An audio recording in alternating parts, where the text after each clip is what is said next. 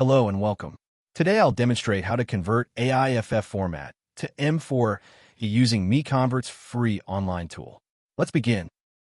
Start by searching AIFF to M4A converter on Google.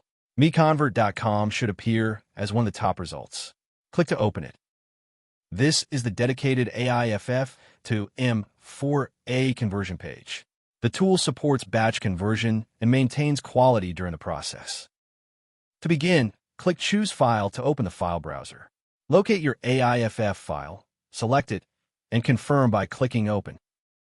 The file has been loaded successfully. You can verify the file name and size here. When ready, click Convert Now to proceed.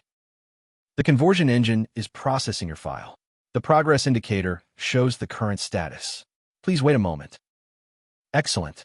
The conversion is complete. Click Download to save the resulting M4A file to your local drive. Thank you for watching. For more file conversion tools, visit MiConvert.com. Please subscribe to our channel for future tutorials.